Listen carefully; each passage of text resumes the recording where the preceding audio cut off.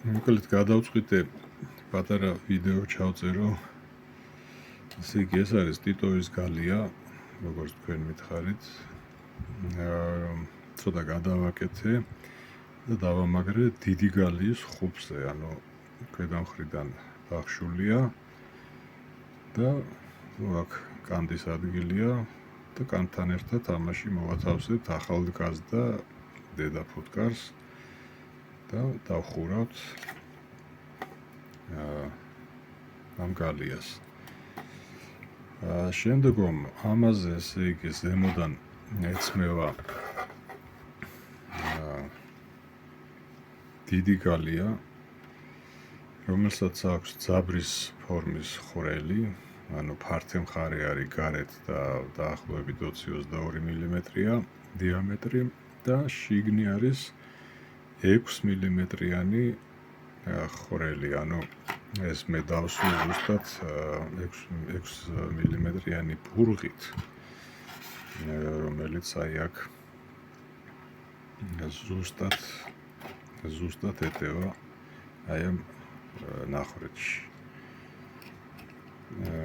და 6 მმ არის აი ძალიან იდეალურად გამოყვანილი. ხო, აქეთან მხრიდან აქვს 4.2 მმ-ის სიგანის ხვრელი და ასეთივე აქვს აქეთან მხრიდანაც.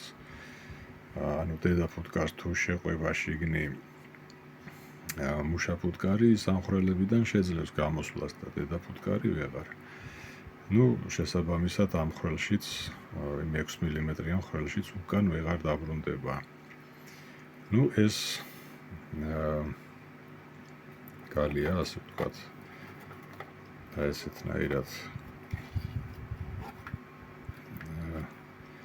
ეხურება ხუბზე და შიგნი ეს პატარა გალია, საცა იქნება ახალგაზრდა დედა ფუტკარი, მოთავსდება ამ დიდი გალიის თითქმის ცენტრში.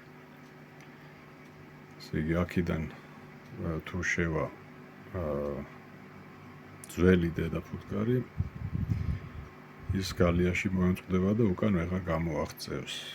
რის შედეგადაც ჩვენ შეგვიძლია ეს ძველი დედა ფუტკარი მოვაცილოთ და ერთ-ორ დღეში გამოუშვათ ახალი დედა ფუტკარი.